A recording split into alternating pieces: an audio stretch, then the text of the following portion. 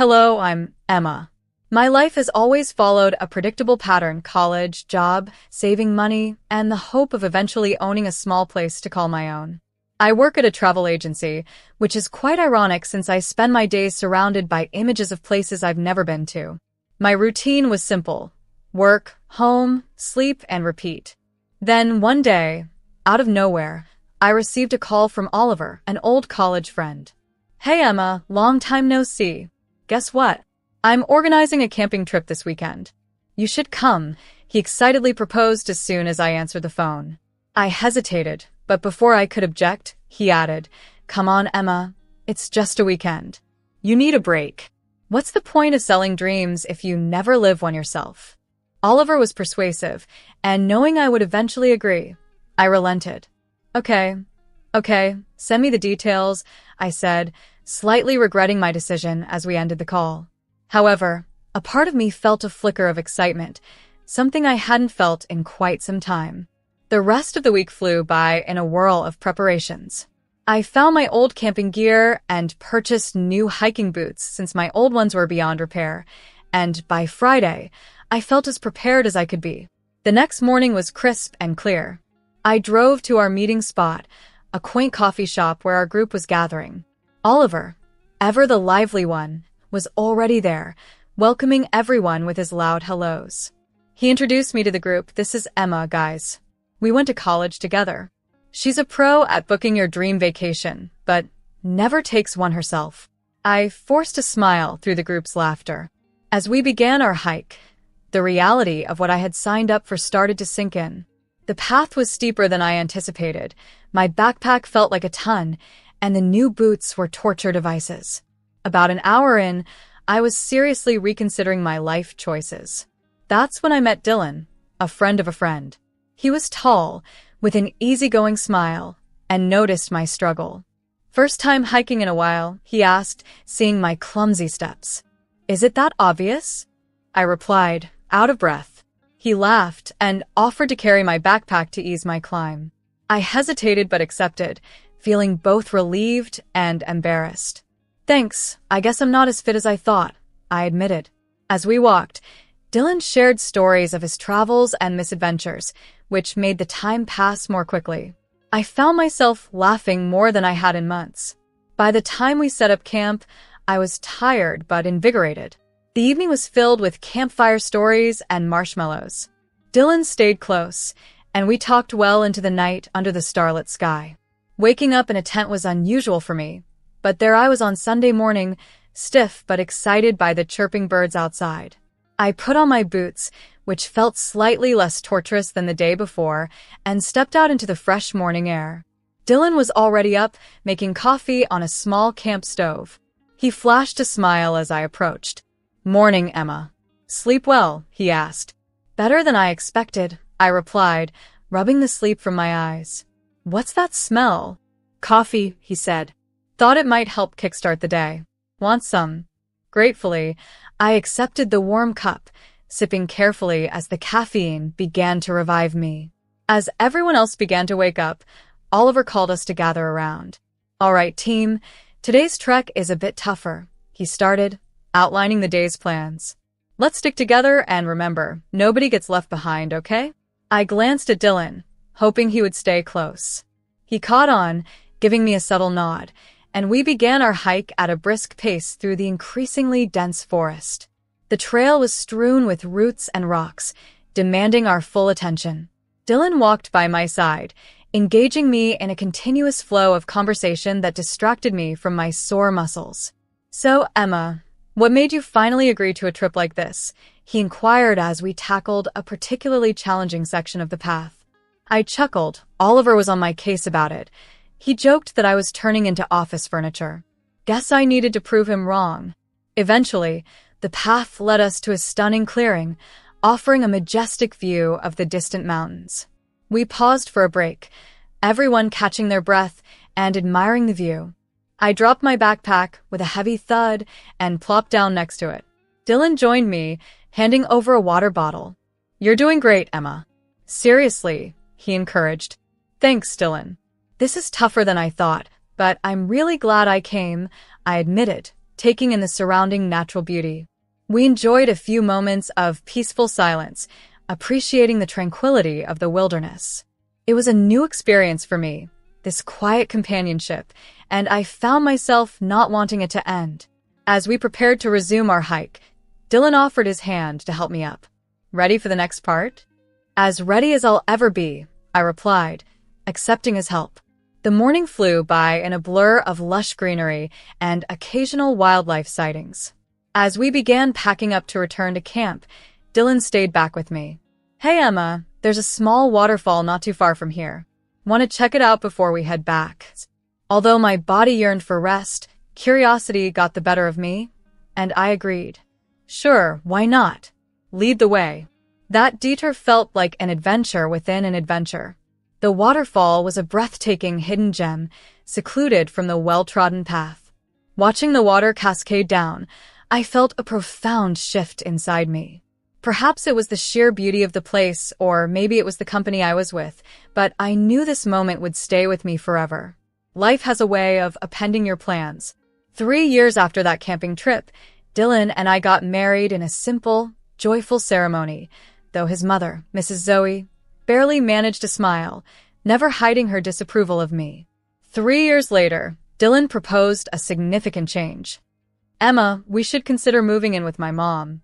Since Dad passed, she's been all alone in that big house, and I worry about her. I was chopping vegetables for dinner and nearly cut myself at his suggestion. Live with your mom? Dylan, you know she isn't fond of me.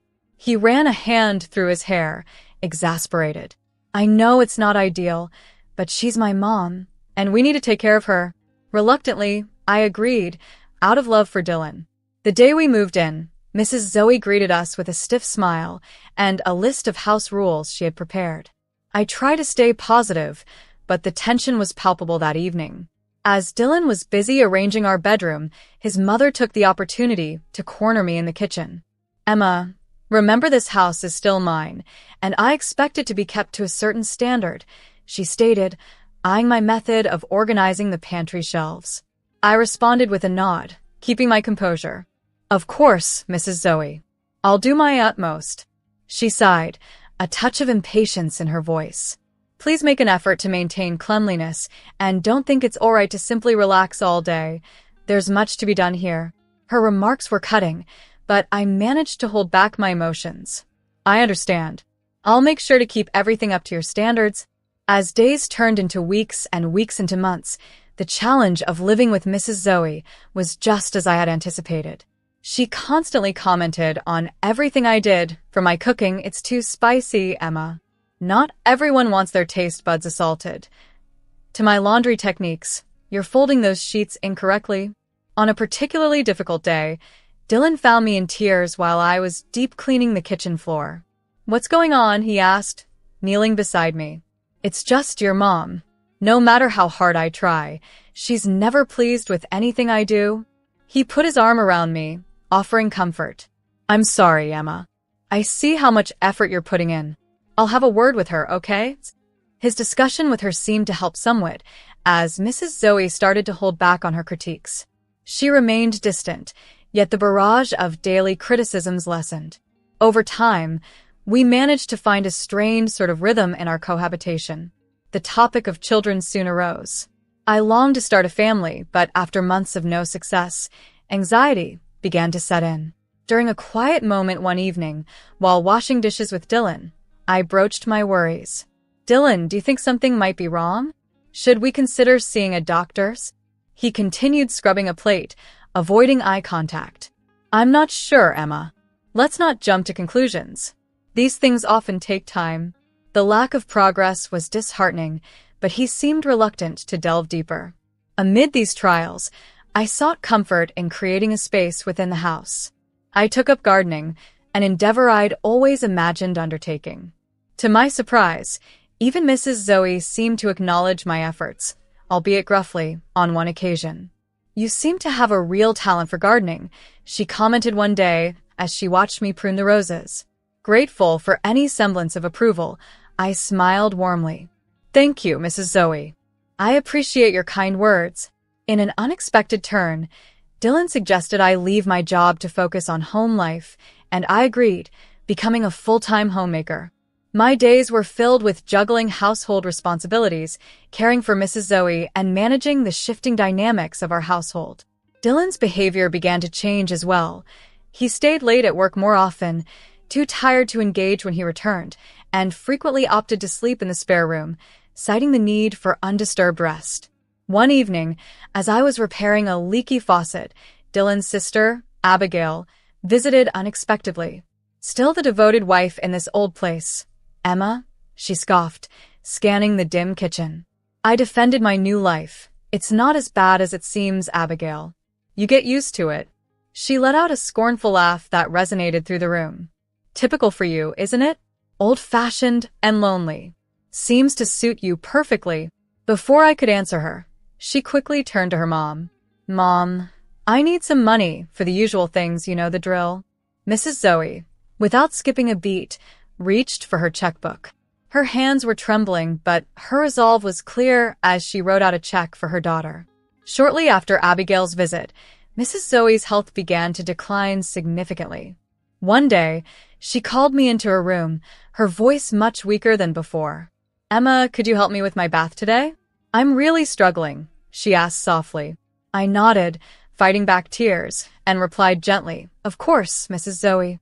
As I supported her, her typically stern demeanor softened. By the time we finished, tears were streaming down her face. "Thank you, dear. It seems my daughter can't be bothered to help," she murmured. "It's no trouble at all," I soothed her, assisting her back to her room. That day was a turning point in our relationship. She began to view me more as a daughter than merely a guest staying in her home. However, while I grew closer to Mrs. Zoe, her son Dylan became more aloof. I once overheard him talking about a new apartment he had bought close to his workplace. Later, I casually asked him, "Could you show me the apartment sometime?" trying to keep the tone light. "It's just a regular place, Emma. There's nothing special about it. It's not a museum," he snapped, quickly shutting down the conversation. His coldness was a sting, but what truly hurt came several days later, when Mrs. Zoe summoned me. With urgent whispers, she revealed, "He bought that apartment with my money, Emma. It's in my name, and he even uses my savings for the bills." My heart dropped. "Why would he do that?" I asked in disbelief. She shook her head, her eyes filled with sorrow. "I'm not sure, dear, but be cautious. There's something not right with Dylan." Throughout these difficult times, Mrs. Zoe, my unexpected ally, began treating me with a newfound warmth. One relaxed, sunlit afternoon as we sat together in the parlor, I broached a subject I had been contemplating. "Mrs. Zoe, have you thought about giving this old place a makeover?" I asked. Her eyes roamed the room, lingering on the faded photographs and peeling wallpaper. "Perhaps a little refreshment wouldn't hurt," she admitted, her voice tinged with rare nostalgia. Encouraged, I proposed a more thorough transformation. "How about we shake things up? Some fresh paint, revitalized furniture, new curtains. It could transform the atmosphere here." Intrigued, she raised an eyebrow. "What do you have in mind?" Energized by her interest, I detailed my ideas for vibrant paint and updated furniture. Mrs. Zoe nodded thoughtfully. "That sounds lovely. It's been forever since we've changed anything here. Think you can handle that?" "Absolutely," I assured her, excitement rising within me.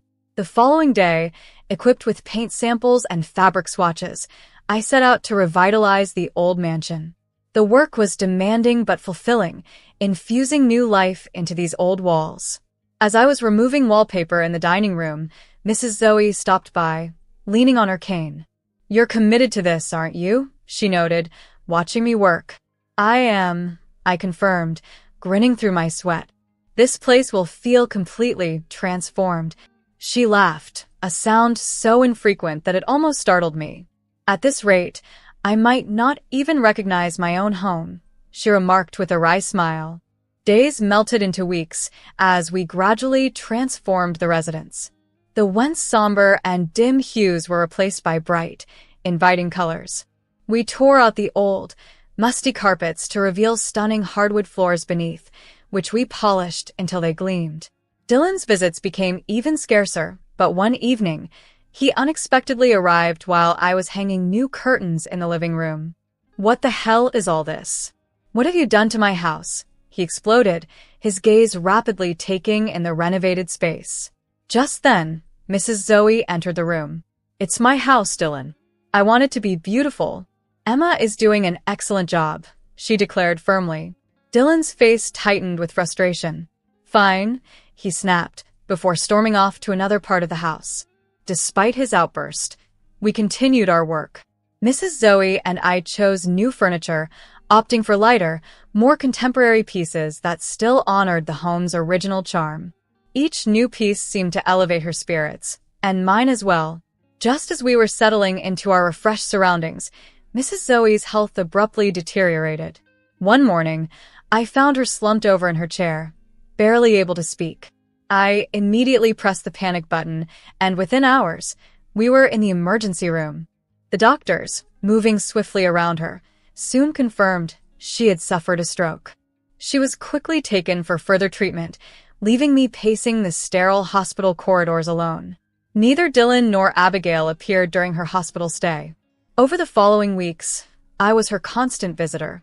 I sat by her bedside daily, holding her hand, talking about the house to lift her spirits, while she looked on blankly, her body weak, her spirit dimmed. When she finally returned home, she was a shadow of her former self, confined to her bed, her movements sluggish and her speech slurred. It was on her first day back that Dylan and Abigail decided to make an appearance. They brushed past me in the hallway and went straight to Mrs. Zoe's room, where they began discussing her assets as though she were not even there. "Mom's got that savings account. We should look into that," Abigail remarked, rifling through some documents she shouldn't have possessed. "Yeah, and the house. We need to start thinking about what to do with it," Dylan added, not bothering to lower his voice. Mrs. Zoe's eyes brimmed with tears, her hands shaking. Witnessing her vulnerability tore at my heart. I couldn't restrain myself any longer. "Can you three stop? She's right here, listening to all this," I burst out. Dylan turned to me, his face contorting in annoyance. "This is family business, Emma. Stay out of it," he snapped. Abigail scoffed. "Yeah, just because you play nurse doesn't mean you have a say." Their words stung, but I refused to let them intimidate me or diminish my resolve.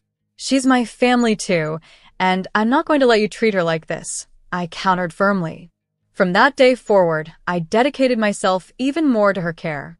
I researched stroke recovery, learned exercises to help her regain mobility, and regularly massaged her limbs to prevent them from stiffening. Gradually, she began to show signs of improvement. It was slow and laborious, but progress was evident.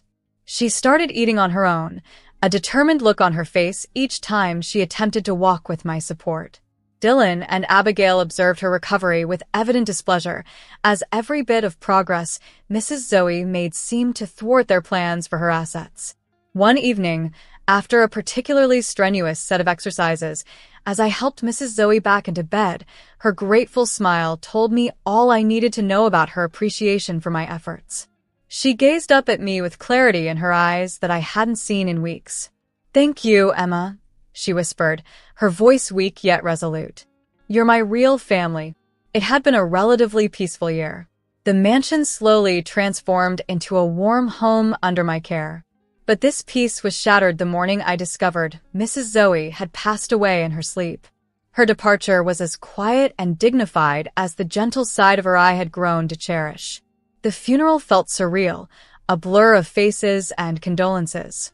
I was in the parlor, greeting mourners still in a daze, when Dylan walked in. The surprise wasn't just from seeing him after his long absences over the past year, but from the woman by his side and the children clinging to her. "This is my wife, Camila, and these are my children."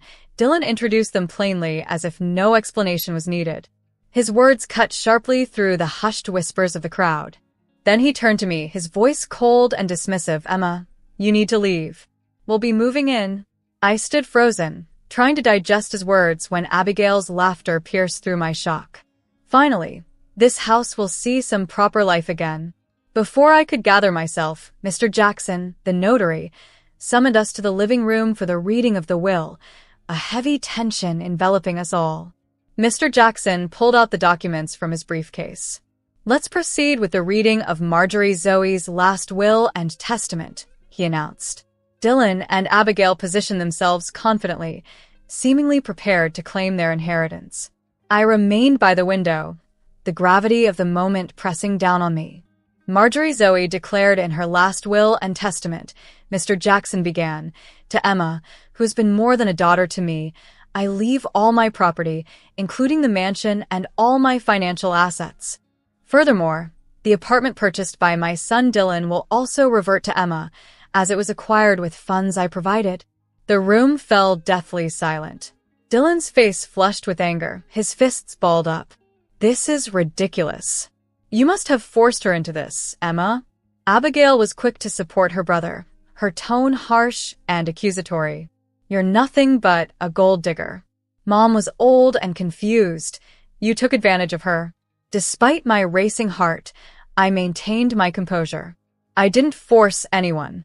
I cared for her when you wouldn't," I responded calmly. Mr. Jackson adjusted his glasses, clearing his throat.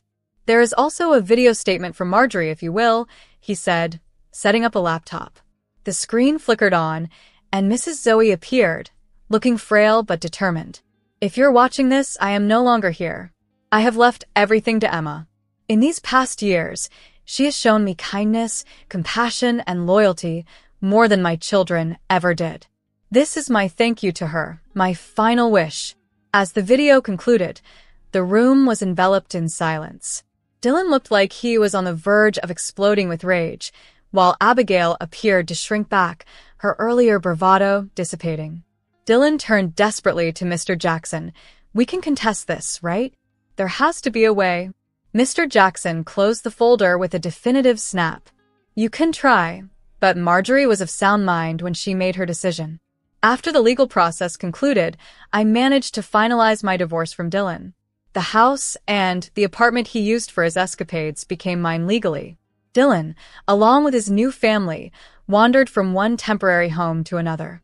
Our mutual friends occasionally updated me on his struggles, but I found no joy in his misfortunes. Abigail, too, faced her share of difficulties. She had gambled on inheriting her mother's wealth and lost, leaving her buried in debt. One afternoon, she appeared on my doorstep, looking worn and defeated, a stark contrast to her usual confident demeanor. "Emma, I need help," she said plainly, without any pretense. Recalling all the bitter exchanges and her scorn, I responded, "I can't help you, Abigail. You've made your choices." Her eyes flickered with a blend of anger and desperation. "You're enjoying this, aren't you? Watching us crumble." I shook my head, a pang of pity stirring within me despite everything. "I don't take pleasure in your struggles, Abigail, but you need to resolve your issues yourself."